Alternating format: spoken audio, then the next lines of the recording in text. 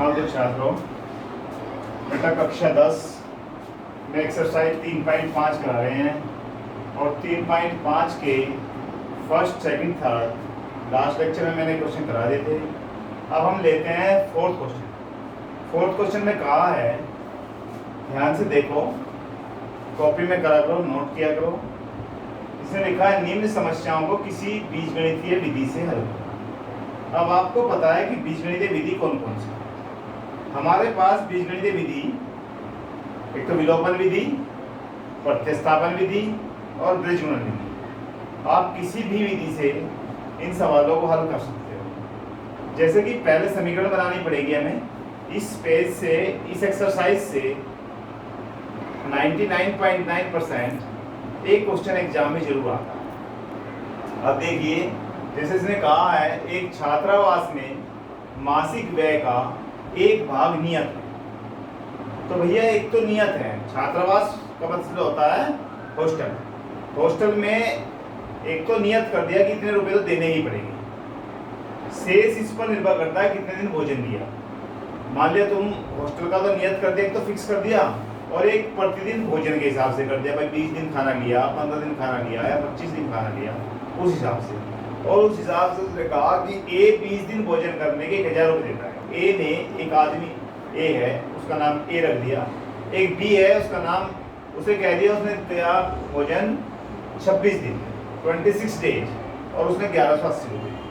हमें बताना है कि नियत व्यय क्या है, नियत खर्च क्या है और प्रतिदिन भोजन का मूल्य ज्ञात करना। अब देखिए, इन सवालों को हम सबसे पहले समीकरण बनाते हैं।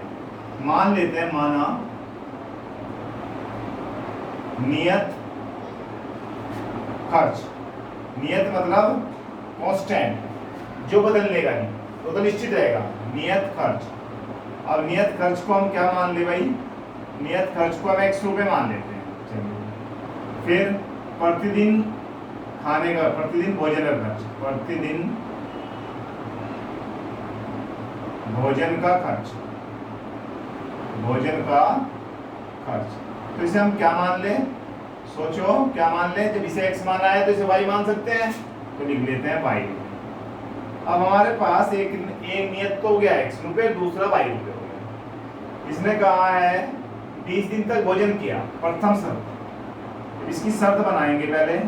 भाई 20 दिन भोजन किया तो x रुपये तो देने ही देने हैं, आगे प्लस 20 गुना प्रतिदिन जो किया खर्च y रुपये इज इक्वल टू कितना है, 1000 रुपये। तो एक समीकरण हमारे पास बन गया। ठीक है भाई, समझ में आ गया होगा। जो क्वेश्चन में कहा था वही पढ़ लिया। दूसरी शर्त, ये प्रथम शर्त मान लेते हैं और आगे दूसरी शर्त। अब दूसरी शर्त क्या है, आप समझ गए होंगे, पता चल गया होगा। तो बेटा पहले तो उसने x रुपये तो नियत है, यहाँ पर भी तो x कर दीजिए, प्लस कितने दिन तक खाना खाया है, 26 दिन तक, तो आप यहाँ पर 26 दिन लिख दीजिए, और y इज इक्वल टू 1180 रुपये। चलो, दो समीकरण हमारे पास बन गई। अब मैंने आपको अब से पहले विलोपन विधि भी बता दी है, प्रतिस्थापन भी बता दिया है, बीजगुणन भी। जोन सी विधि आपको अच्छी लगे उससे हम कर सकते हैं। एक काम करो, यहाँ पर विलोपन विधि कर देते हैं, x से x कट जाएगा, आराम से हो जाएगा। तो समीकरण 2 में से या 1 में से कर दो, समीकरण 2 माइनस समीकरण 1। बड़े वाले में छोटी को माइनस कर देते हैं, क्या आएगा भाई, x जमा 26y। चलिए, बराबर क्या है, 1180 रुपये। और दूसरी आएगी x प्लस 20y, और बराबर कितना आएगा, 1000 रुपये। दोनों समीकरण, दूसरी को माइनस करना है, तो माइनस करने के लिए मैंने कहा लाइन थोड़ी सी नीचे खींचिए। यहाँ पर प्लस का चिन्ह है तो क्या कर देंगे, आप चिन्ह बदलेंगे, यहाँ माइनस हो जाएगा। यहाँ प्लस है तो माइनस हो जाएगा, और यहाँ पर भी माइनस हो जाएगा। तो बेटा x से x कट गया, 26 में से 20 गया तो 6y आएगा, और बराबर क्या आ जाएगा, 180। और y का मान क्या आ जाएगा, 180 बटे 6 से काट दीजिए, कितना आएगा, 30। तो y ने कितना लगाया, 30 रुपये। y मतलब प्रतिदिन का खर्च कितना आया, 30 रुपये। y का मान समीकरण 1 में रख दो या 2 में रख दो। y बराबर 30 कहाँ रख दे भाई, समीकरण 1 में रख लेते हैं, रखने पर तो क्या आ जाएगा, आप देखिए x तो रख दीजिए प्लस 20 गुना क्या कर दो भाई 30 और बराबर कितना रखा है 1000। आप किसी भी मेथड से करेंगे, कोई सा भी तरीका लगाएं बीजगणितीय विधि में, उसी से हो जाएगा। अब x बराबर क्या आ जाएगा 1000 माइनस 600, भाई 1000 तो ये हो गया और माइनस कितना हो गया 600, तो हमारे पास x का मान कितना आया 400, यानी कि 400 रुपये तो नियत है भाई। चलिए अब बात आती है कि प्रतिदिन 30 रुपये कितना है प्रतिदिन है, तो हम आंसर लिख देंगे नियत खर्च। हमें आंसर क्या लिखना है कि नियत खर्च कितना है, नियत माने फिक्स, तो नियत खर्च कितना आया, नियत खर्च 400 रुपये। 400 रुपये तो देने ही देने हैं। और प्रतिदिन खर्च कितना आया, नियत खर्च। अब प्रतिदिन खर्च कितना आया, प्रतिदिन देना है हमें कितने रुपए 30 रुपये, और हमारा क्वेश्चन पूरा हो गया। और नंबर कितने मिलेंगे, ऐसा क्वेश्चन आता है तो मार्क्स मिलते हैं 4। अब आप देख लीजिए कितना आसान क्वेश्चन है, और आपको 4 नंबर अगर चाहिए तो इसे आराम से आप एक एक पार्ट करिए, एक एक पॉइंट को पढ़िए और जब करिए। अब हम लेते हैं आगे नेक्स्ट क्वेश्चन को। आपका नेक्स्ट क्वेश्चन देखिए बिल्कुल सिंपल है, इसे नोट कर लो। मैं आप वीडियो को रोकिए और रोक कर नोट कर लीजिए, आपके क्वेश्चन लिखे हुए हैं सब, आप क्वेश्चन जरूर पढ़ें। एक भिन्न, जब भी भिन्न का क्वेश्चन आता है, भिन्न का मतलब अंश होगा हर होगा, भिन्न आई आप सीधा लिखिए कि माना, माना क्या मान ले भाई, भिन्न का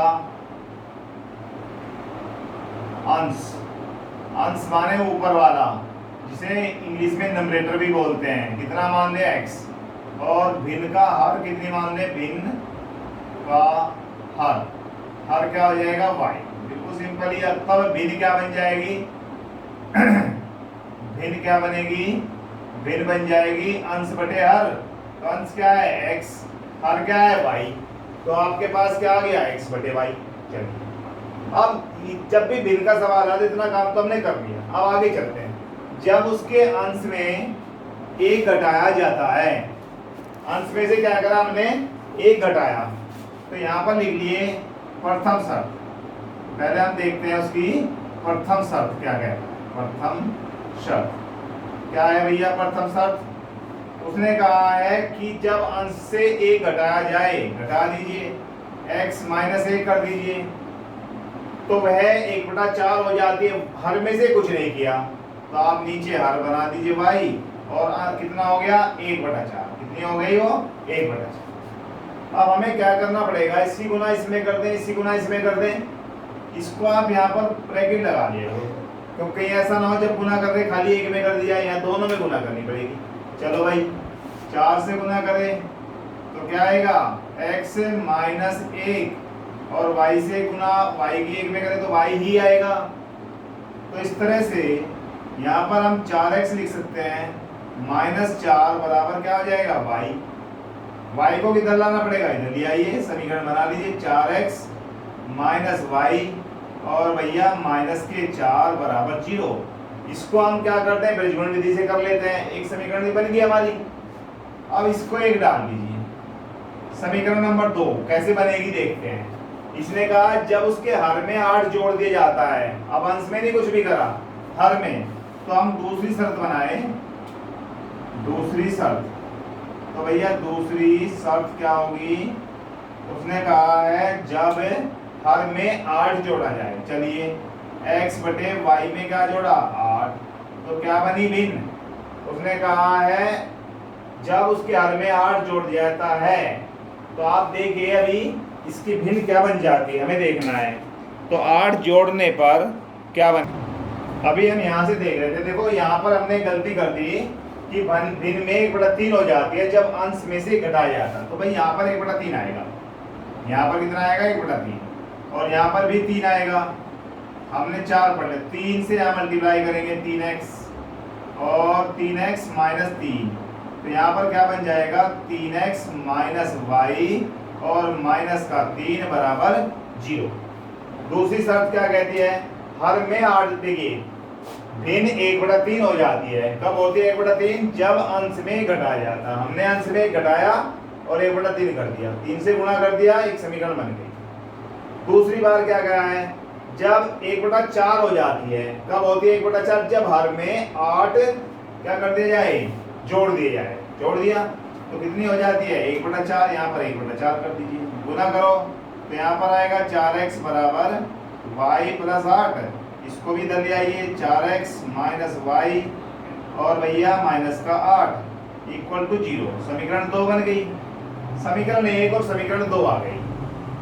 समीकरण में हमें देख लेना चाहिए कि समीकरण का अस्तित्व है कि नहीं है। देखो ये a1 है, ये b1 है, तो a1 अपॉन b1 करूं अस्तित्व के लिए तो क्या आएगा 3/4, और भैया माइनस का 1 है, b का 1 का मान b1 upon a1 upon a2, और यहाँ पर क्या करें b1 अपॉन b2, तो b1 कितना है -1 और नीचे कितना है -1, तो 1 से 1 कट गया, दोनों बराबर नहीं है, यानी कि a1 upon a2 is not equal to b1 upon b2। तो इसका मतलब समीकरण के अद्वितीय अलोंग अस्तित्व है। अगर a1 upon a2 is equal to b1 upon b2 और is equal to c1 upon c2 आ जाता है तो हमें सवाल हल करने की जरूरत नहीं है, लिख देंगे अनेक हल हैं। और यदि a1 upon a2 is equal to b1 upon b2 is not equal to c1 upon c2 आता है तो लिख देंगे समीकरण का कोई हल नहीं है। तो इसका तो हल है और एक ही हल होगा। अब इस सवाल को हम यहाँ कर लेते हैं, देखिए और कौन सी विधि से कर रहे हैं हम, अब की बार हम कर रहे हैं ब्रज गुणन विधि। पहले वाले में मैंने बताया था कि विलोपन विधि करते हैं, अब क्या करें ब्रज गुणन विधि। तो ब्रज गुणन विधि में आपके पास यहाँ पे लिख देता हूं मैं, हमें केवल क्या लिखना है, समीकरण लिखनी है 3x लिख दीजिए, माइनस क्या आएगा y और माइनस का 3 इक्वल टू 0। मैंने ब्रज गुणन विधि जब कराया तो बताया था कि राइट हैंड साइड में ले आई है चर पद को भी। दूसरी समीकरण देखिए हमारे पास 4x minus y, 4x minus y और भैया माइनस का 8 इक्वल टू क्या आ गया जी। हमारे पास दो समीकरण आ गई। फिर देख लीजिए 4 से इसमें गुना करी 4x वाई प्लस 8, वाई इधर ले आएंगे तो 4x माइनस वाई माइनस 8। अब हमारे पास दो समीकरण हैं, दोनों समीकरण को ब्रज गुणन विधि से हल करते हैं। पहले वाली किससे की, विलोपन से, अब किससे कर रहे हैं, ब्रज गुणन विधि से। तो इसमें क्या लिखेंगे हम, यहाँ पर x, यहाँ पर क्या लिखे y और यहाँ पर 1 और नीचे लाइन खींच दीजिए, ये लो। अब हमें क्या बताया गया था ब्रज गुणन विधि में, पहले वाले को दबा दीजिए, यहाँ पर क्या आएगा -1, यहाँ पर क्या आएगा -1, यहाँ पर क्या आएगा -3 -8। चलिए पहले वाले को दबाया था, अब दूसरे को दबाइए, यहाँ पर -3 -8, यहाँ पर कितना आएगा 3 और यहाँ पर 4। फिर आगे चलिए इसको दबा दीजिए, भाई पहले हमने इसको दबाया ये आ गया, अब इससे ले लिया, अब इसको दबा दीजिए, यहाँ पर 3 यहाँ पर 4 और यहाँ -1 और यहाँ पर -1। कोई सी विधि यूज कर सकते हैं जब तक वो कहे ना। अब हमने यहाँ पर करा x, तो 8 एकम 8 और -3 आ जाएगा, माइनस माइनस तो प्लस हो गया यहाँ पर। चलिए आगे चलते हैं, तो यहाँ पर देखिए y के नीचे क्या आता है, फिर एक बार समझ लीजिए, फिर कितनी थी 1/3, कब, जब अंश में से 1 घटाया, अंश में से हमने क्या कर दिया 1 घटा दिया। 3x माइनस 1 बराबर y, 3x माइनस 3 बराबर y, यहाँ पर क्या बनी 3x माइनस वाई माइनस 3, हमने क्या लिखा 3x माइनस वाई माइनस 3। आगे चलते हैं x अपॉन वाई प्लस 8, कब आया, जब हर में हमने 8 प्लस किया, तो कितना बना 1/4, तो 4x बराबर यहाँ पर क्या आ गया y plus 8, 4x minus y minus 8।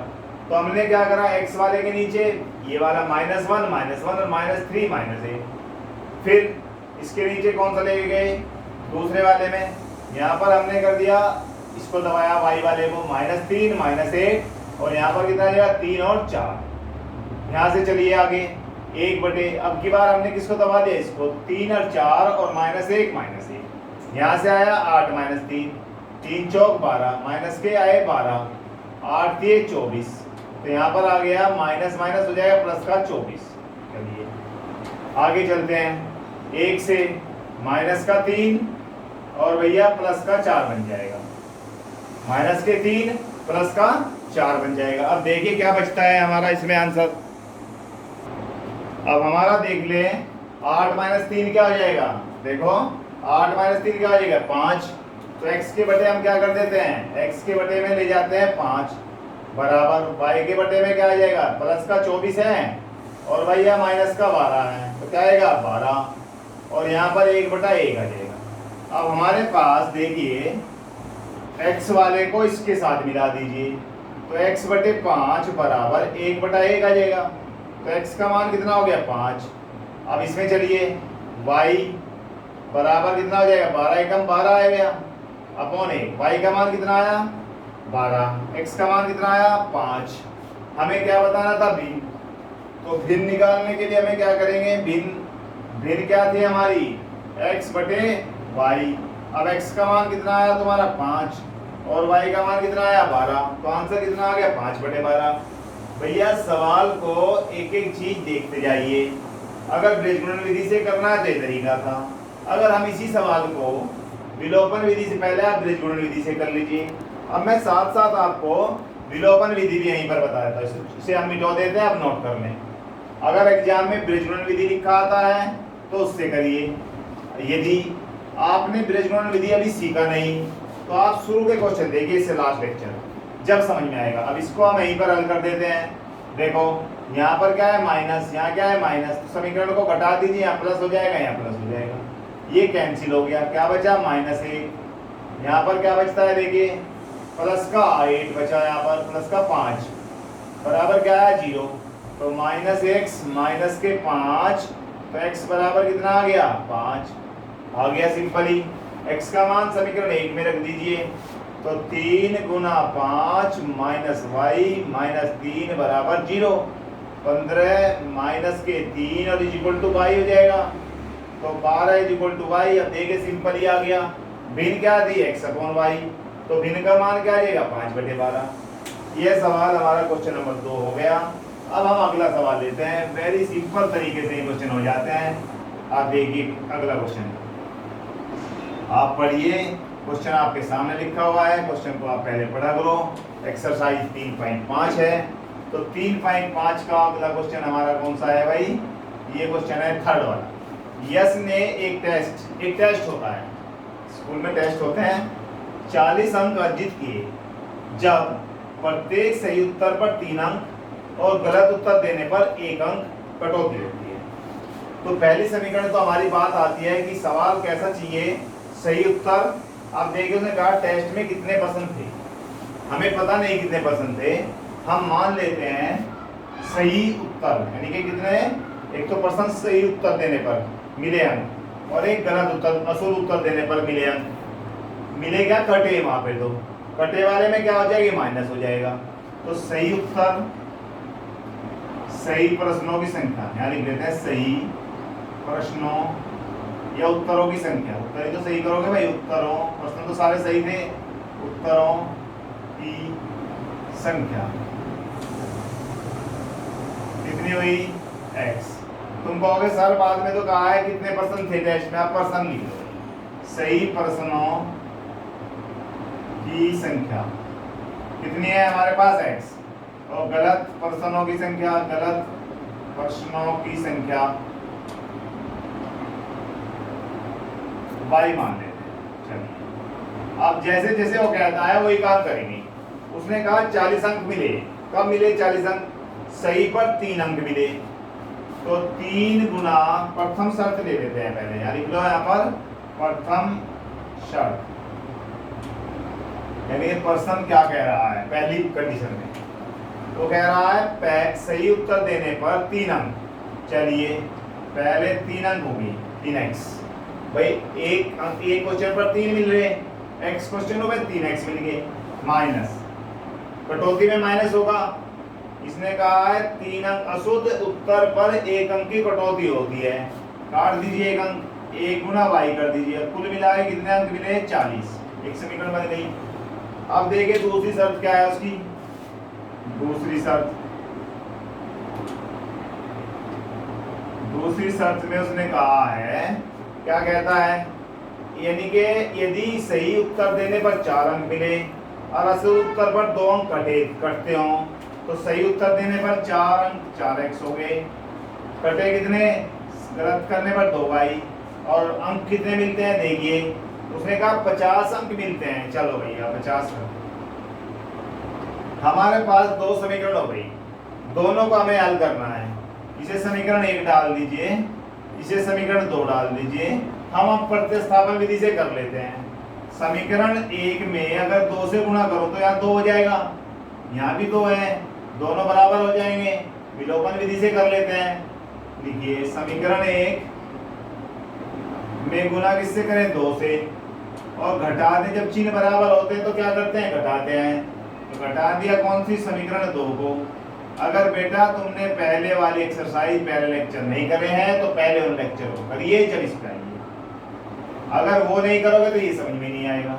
तो आप लिख लीजिए पहले में 3 दूनी 6x माइनस 2y बराबर कितना आ जाएगा, 80। यहाँ पर चलिए 4x माइनस 2y और बराबर कितना है, 50। आप माइनस करिए, यहाँ पर प्लस करिए, यहाँ पर माइनस, कैंसिल हो जाएगा। 6 में से 4 गया 2x, और यहाँ पर 50, 80 में से 50 गया 30। अब x का मान देखिए कितना आ गया, x बराबर 15 आ गया। एक आंसर हमारे पास आ जाता है। x का मान कोई सी भी समीकरण में रख के आंसर निकल जाएगा। रख देते हैं फर्स्ट में, x बराबर 15 समीकरण 1 में रखने पर। चलो भैया रख देते हैं, क्या होगा देखते हैं। यहाँ पर क्या है, 3 गुना 15 कर दो माइनस y बराबर क्या आएगा, 40। 40 यहाँ पर कितना होगा, 45 माइनस क्या हो जाएगा, 40 और बराबर y, यानी कि y का मान कितना आया, 5। इसका मतलब सही कुल आंसर कितने, उसने पूछा था टेस्ट में कितने परसेंट थे, तो टेस्ट में कुल मिलाकर कितने परसेंट थे, टेस्ट में कुल पर्सनों की संख्या, पर्सनों की संख्या। अब टेस्ट में कितने नंबर आए, कितने पर्सन हुए भाई सही जमा गलत, सही और सही प्लस क्या करते हैं, गलत। दोनों तरह के होते हैं ना, एग्जाम तुम देते हो तो कुछ पर्सन सही हो जाते हैं, कुछ गलत। सही कितने हुए, 15, गलत कितने हुए, 5, कुल मिला के कितने थे, 20। लो भैया क्वेश्चन हो गया हमारा। आगे चलते हैं, question number 4, very very important, आप ध्यान से देखिए। क्वेश्चन नंबर 4 में इसे नोट कर लीजिए। अब फोर्थ पार्ट इसका, क्वेश्चन नंबर 4 का हम कर रहे हैं फोर्थ पार्ट का। फोर्थ पार्ट में आप देखिए क्या लिखा है, एक राजमार्ग है।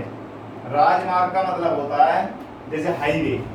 आप देखते हैं हाईवे पर बस चलती है, उसने कहा ए और बी के बीच 100 किलोमीटर का डिस्टेंस है। यहाँ पर ए है और भैया यहाँ पर कौन है, बी है।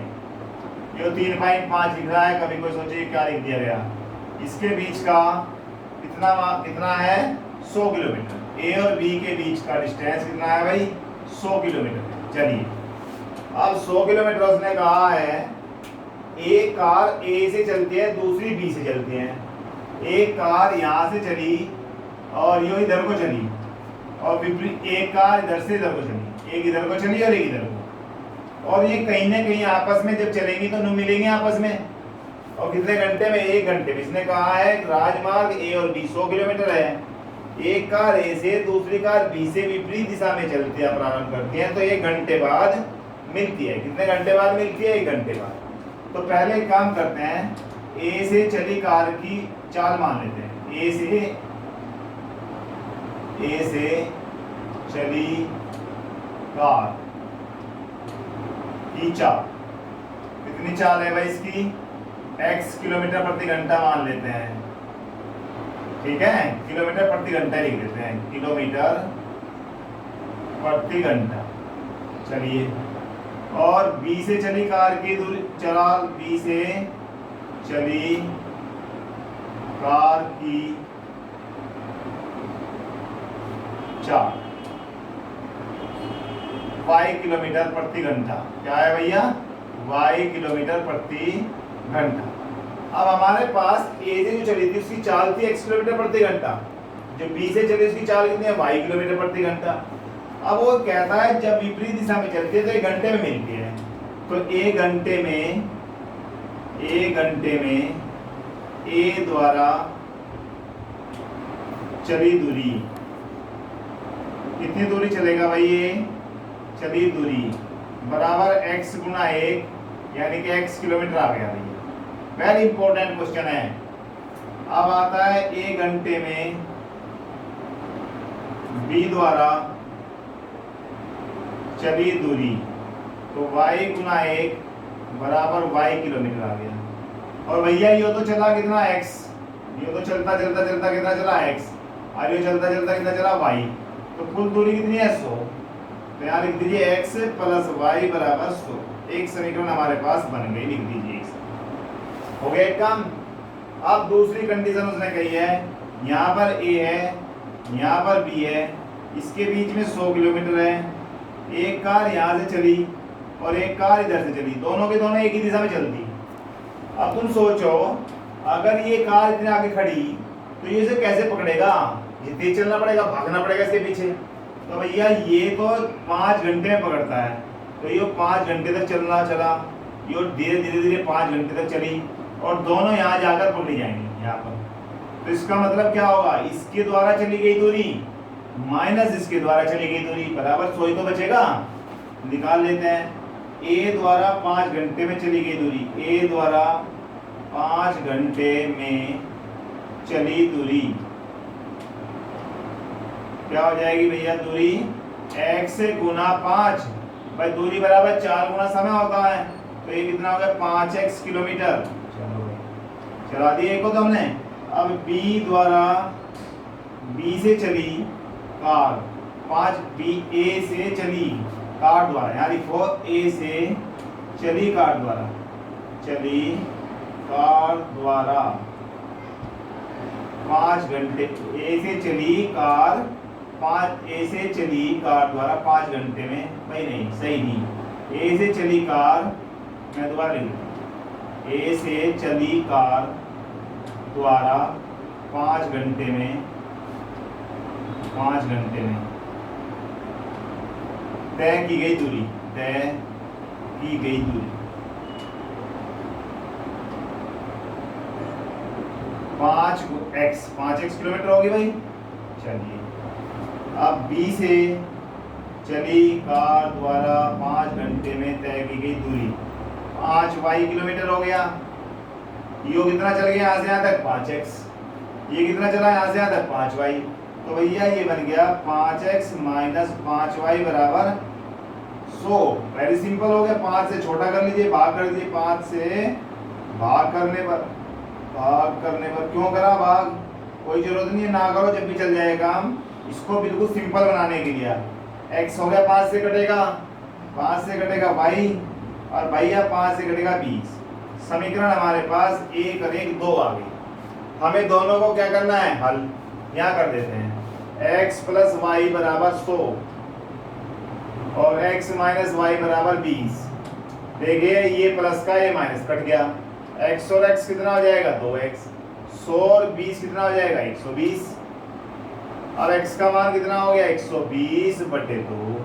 तो आपके पास कितना आ गया, x किसकी मानी थी हमने, a की, तो a से चली कार की चाल कितनी होगी 60 किलोमीटर प्रति घंटा। अब b की भी निकाल दो, x का मान समीकरण 1 में रख दो, x बराबर 60 समीकरण 1 में रखने पर, तो x प्लस x कितना है 60 प्लस y बराबर कितना हो गया 100, तो भैया y बराबर कितना है 100 माइनस 60, तो कितना आ गया 40, तो y बराबर 40। अब हमारे पास आंसर क्या लिखेंगे हम, a द्वारा चली गई, a से चली कार की चाल, चली कार की चाल कितनी चाल आई 60 किलोमीटर प्रति घंटा, 60 किलोमीटर प्रति घंटा, और b से चली कार की चाल 40 किलोमीटर प्रति घंटा। वेरी सिंपल क्वेश्चन, और ये एग्जाम में 100% आते हैं। अब लास्ट सवाल एक और बचा, वेरी वेरी इंपॉर्टेंट क्वेश्चन। अब देखते हैं लास्ट क्वेश्चन कैसे होता है, ध्यान से देखिए। अब देखिए आपके पास एक सवाल है, आयत की लंबाई, आयत का क्षेत्रफल। पहले तो आयत की बात आती है, जब आयत सवाल लिखा हुआ है पढ़ें, आयत की बात आती है, आयत में क्या कह रहा है वो। एक आयत है, हम एक आयत बनाते हैं, और ये आयत की लंबाई हो गई x और चौड़ाई हो गई y। भाई आयत है तो लंबाई अलग होगी, चौड़ाई अलग होगी। तो हम मान लेते हैं, माना आयत की इकाई, आयत की लंबाई, सॉरी भाई, आयत की लंबाई कितनी है, x इकाई,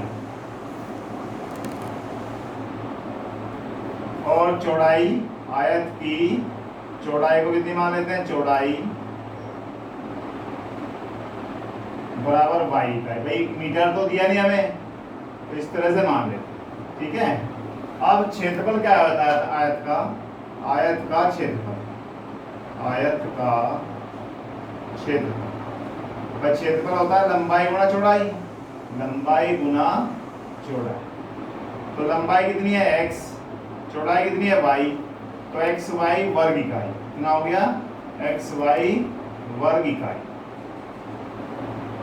अब इसकी क्वेश्चन को देखते हैं क्या कहता है। इसने कहा यदि लंबाई को 5 इकाई कम कर दे और चौड़ाई को 3 इकाई बढ़ा दे, तो भैया प्रथम शर्त ले लेते हैं। पहले कौन शर्त लेते हैं, प्रथम शर्त।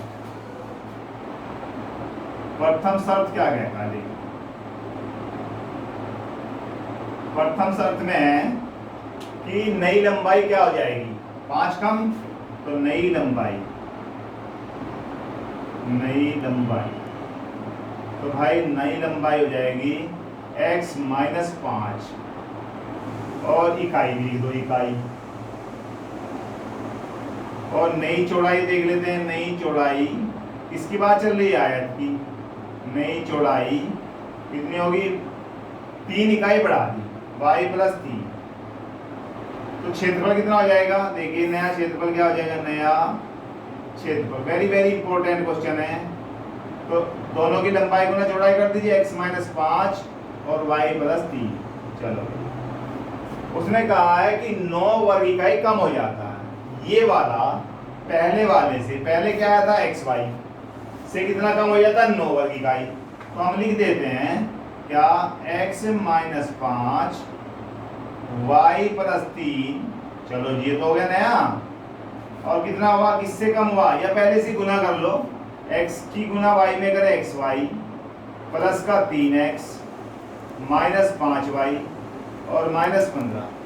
तो नया क्षेत्रफल आ गया, ये पहले वाले से कितना कम हुआ, 9 इकाई। तो यहाँ लिख दीजिए xy plus 3x minus 5y और माइनस 15 बराबर xy और माइनस 9 कर दीजिए भाई। हो गया कि नहीं, पहले वाले से कितना कम कर दिया, 9 कम। अब xy से xy काट दो, हमारे पास समीकरण बन जाती है 3x माइनस 5y और बराबर माइनस का 9 है, प्लस का क्या हो जाएगा, 15 भाई इधर जाएगा। तो ये समीकरण बन गई 3x माइनस 5y बराबर 6। एक समीकरण आ गई। आगे चलते हैं, दूसरी शर्त क्या है। अब दूसरी शर्त में वो कहता है, दूसरी शर्त यहाँ लिख लेते हैं, दूसरी शर्त। दूसरी शर्त में क्या कहा उसने, देखो उसने कहा यदि लंबाई को 3 बढ़ा दें, चलिए, और चौड़ाई को 2 बढ़ा दें, दोनों को बढ़ाने की बात कर रहा है। अब यहाँ लिखिए नई लंबाई, नई भाई, अब नई यहाँ पे नई आ जाएगी, नई लंबाई तो कितनी हो जाएगी, नई लंबाई x प्लस कितने बढ़ाई, 3, चलो जी, और नई चौड़ाई कितनी हो जाएगी, कितना बढ़ाया, 2, तो y प्लस 2 लिख दीजिए, इकाई, और यहाँ पर भी। अब नया क्षेत्रफल लिख दो भैया, नया क्षेत्रफल, किसका क्षेत्रफल निकाल रहे हैं, वर्ग आयत का। तो x लंबाई गुना चौड़ाई कर दीजिए, लंबाई की गुना चौड़ाई में x y प्लस का 2x और प्लस का कितना है, 3y और प्लस 6। ये हमारे पास नया क्षेत्रफल आ गया दूसरी शर्त में। इसने कहा कितना बढ़ जाता है, 67 वर्ग इकाई बढ़ जाता है। तो इसका मतलब अब क्षेत्रफल जो बना वो कितना हो गया, 67 ज्यादा हो गया। तो हम एक काम कर देते हैं, यहाँ पर लिखिए xy plus 2x plus 3y plus 6 बराबर xy, जो पहले वाला कितना था xy पहले वाले में 67 जोड़ो, दोनों बराबर हो गए। भाई तख्ता है, इस पर एक लड़का हल्का सा बैठा है, एक भारी बैठा है। जिधर हल्का बैठा है उसकी तरफ एक और बिठा दीजिए, दोनों के बराबर हो जाएगा वेट। तो हमारे पास xy से xy बन गया, क्या बन गया 2x प्लस 3y बराबर 67 माइनस 6। तो 2x प्लस 3y बराबर 61 आ गया। एक समीकरण ये बन गई, एक समीकरण ये बन गई, दो समीकरण बन गई। हमें दोनों को क्या करना है, हल करना है। चलिए अब देखिए, यहाँ पर तो 5 आ रहा है, वहां पर 3 आ रहा है। अगर मैं इन दोनों को बराबर करूं तो बराबर करने पर क्या आएंगे, दोनों के दोनों में इसमें गुना करनी पड़ेगी 3 से, उसमें 5 से। यह तो एक तरीका है, इसमें गुना करते हैं हम, या इसे परिष्करण विधि से कर देते हैं। भाई यहाँ पर 3x है, यहाँ लिख लीजिए 3x माइनस कितना है 5y और माइनस 6, कोई सी विधि से कर सकते हो। यहाँ पर कितना है 2x प्लस कितना है 3y माइनस कितना 61 बराबर कितना है 0। यहाँ पर x लिखें, यहाँ पर y लिखें और यहाँ पर 1। इसके नीचे क्या आएगा देखिए, यहाँ पर 3 को इसको दबा लेते हैं x वाले को, तो क्या आएगा माइनस का 5 और भैया यहाँ पर कितना आएगा 3, यहाँ पर माइनस का 6 और माइनस का 61। चलिए अब y वाले को दबा देते हैं, माइनस 6 माइनस 61 और 3 और 2, यहाँ से इसको दबा लेते हैं, तो 3 और 2 और माइनस के 5 और यहाँ पर 3 हो गया इतना। अब गुना कर लेते हैं, x बटे इसी गुना इसमें 5 एकम 5 और 5 छंग 30, 305। इसकी गुना इसमें करेंगे तो माइनस माइनस प्लस हो जाएगा 36 18। चलिए y बटे इसी गुना इसमें माइनस का कितना आया 12 और प्लस के हो जाएंगे 3 एकम 3, 3 छंग 18। यहाँ पर आ जाइए, 3 तिया 9, 1 बटे 3 तिया 9 और प्लस के बन जाएंगे 5 दूनी 10। ये आ गया भाई हमारे पास। मैं इसको यहाँ कर देता हूँ, देखो x बटे कितना आया 305 में से 18 चले जाएंगे। जब 305 में 18 जाएंगे तो 295 और 295 में से 8 गए 287।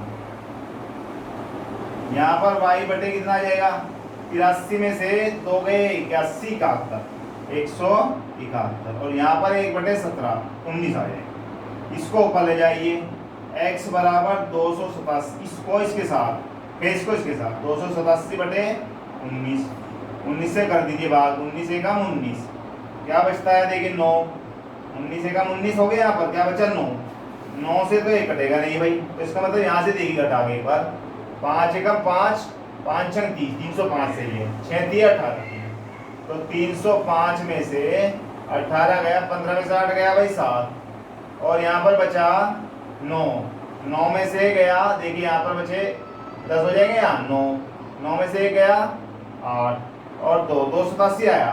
तो 287 से अगर हम काटें तो देखते हैं क्या आता है आंसर। अब इसको देखिए भाग दीजिए, तो भैया हमारा जोड़ में यहाँ पर देखिए एक बार 305 और माइनस प्लस यहाँ प्लस का आएगा भाई, तो प्लस का आएगा तो यहाँ पर ठीक है 323 हो जाएगा, 323। अब 323 से काटेंगे, 323 भाग कितना होगा 19, तो 19 से काटे 19 से कम 19, क्या बचा है यहाँ पर 13, 323 तो 33, 7 बार कटे 17 आ जाएगा भाई। अब इसको ले लेते इसको, तो y बटे कितना 171 और बराबर 1 बटे 19, तो ऊपर चले जाएगा y बराबर 171 बटे 19, 19 निमा 171। तो इसका मतलब इसने पूछा था विमाई का मतलब लंबाई और चौड़ाई, तो आयत की लंबाई कितनी आ गई, आंसर आ जाएगा आयत की लंबाई कितनी थी, लंबाई 17 इकाई, क्या लिखेंगे इकाई। हमारे पास लंबाई चौड़ाई तो मीटर सेंटीमीटर नहीं दिया हुआ, चौड़ाई कितनी होगी 9 इकाई। यही हमारा फाइनल आंसर है। वेरी वेरी इंपॉर्टेंट सवाल, एक बार फिर बता देता हूँ। आयत की लंबाई x, चौड़ाई y मानी तो क्षेत्रफल x y का काम तो कर ही लेंगे। अब हमारे पास नई लंबाई की बात आती है, उन्होंने कहा 5 कम कर दिया, चौड़ाई को कितना कर दिया 3 बढ़ा दिया, तो नया क्षेत्रफल कितना आ जाएगा x माइनस 5 y प्लस 3, ये आ गया। उसने कहा तो जो नया क्षेत्रफल है पहले से 9 कम है, हमने 9 कम कर दिया, एक इक्वेशन बन गई। यहाँ पर नई लंबाई 3 प्लस चौड़ाई में y प्लस 2, क्षेत्रफल ये आ गया। अब जो क्षेत्रफल बनाओ पहले वाले 67 ज्यादा हो गया, उसमें 67 प्लस कर दिया, इक्वेशन बन गई। बीजगुणन विधि से हल कर दिया। आप यहाँ से नीचे कोई सी विधि अपना प्रतिस्थापन, बीजगुणन, विलोपन, इस तरह से हमारे 3.5 का ये क्वेश्चन पूरा हो जाता है। Thank you.